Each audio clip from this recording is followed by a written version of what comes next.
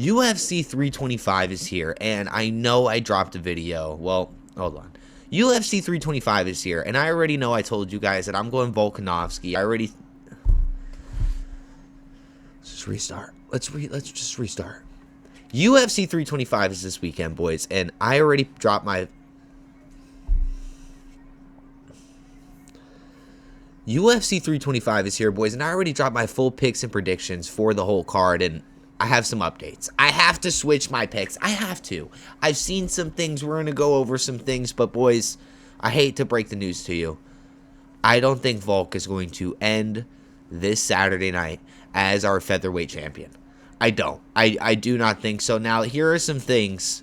The stars have just aligned. You know, I've seen a few red flags pop up one after another, and I have to switch my pick. You know, I would love it if Volkanovski won. I would absolutely love it. I love Volk. I love him.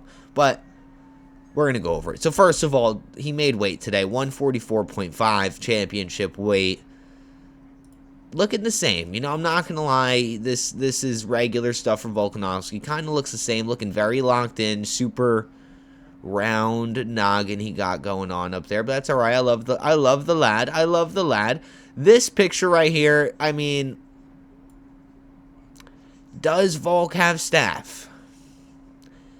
Does Volk have staff? I mean, it's a question. I was reading the comments, and somebody's like Rick Jones is saying, "What a casual!" But I mean, that looks like staff, unless somebody stabbed him in his cauliflower ear with a pencil or something like that. I mean, it's kind of looking a little like a staff, if you ask me. But okay, all right. You know, that's the second thing. That's this. Oh my God! I saw this picture. This is the timeline of events for me. I see the press conference and I see Volkanovski going out there with the apron. He's selling his brand. He's doing his thing. And then I think to myself, where is the TikTok live money coming from? Dispose.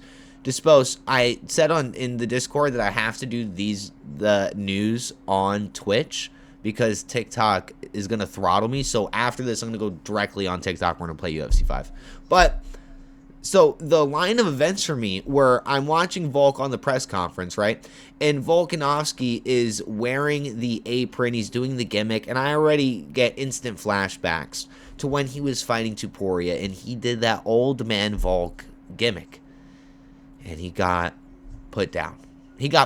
Okay, he got put down. So I'm seeing him do this like hooking with Volk gimmick during the press conference, and he's seeming all giddy and happy. And I think to myself, exactly what happened with Tuporia. So that's the first red flag. Then the second red flag was me seeing this.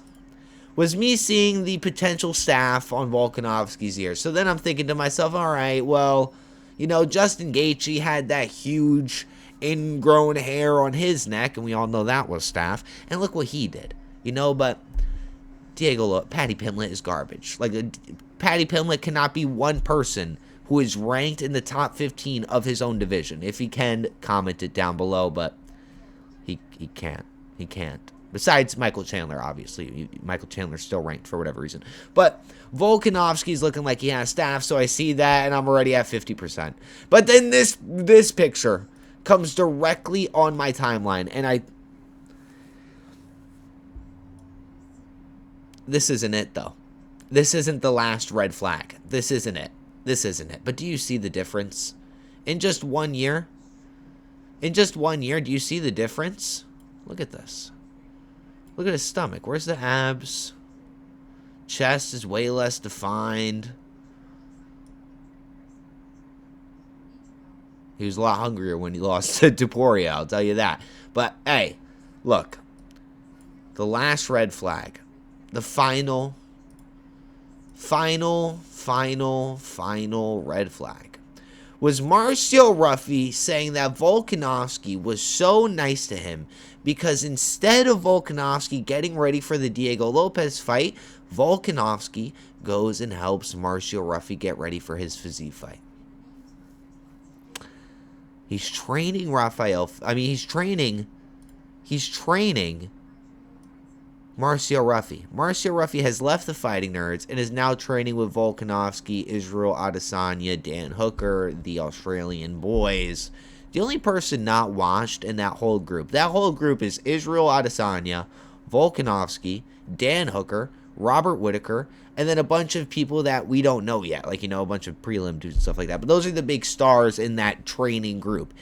They're all washed. Besides Dan Hooker is like the most, all respect to Volkan. Never mind that I even said that. Never mind that, because respect to Volk. But Israel is washed. Robert Whittaker, washed. So, I guess Marcio Ruffy, go train with the Australians. Whatever you have to do to figure it out. I think he just went to the Australians so he can get that connection with Craig Jones, but doesn't matter if Steve's going to put him down.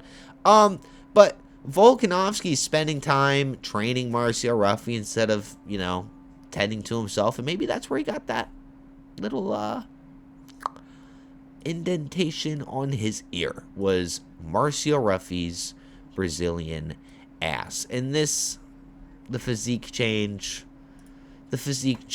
and then knowing that Diego Lopes just went out there and completely walked down Gene Silva, almost got that 10-8 in the first round. Rematches always end in finishes, boys. Rematches always end in finishes, and I'm not going to lie to you guys. I have Diego Lopes ending this via finish. I don't know if he's going to submit Volk. I don't know if he's going to knock him out. But it's going to be a rough watch. It's a win-win. It's a win-win scenario for me as a viewer, right? Because if Diego wins, I'm right on my pick. I make a little money, put a little side money on Diego Lopes.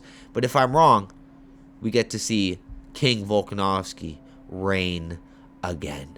We get to see King Volkanovski reign supreme. All right?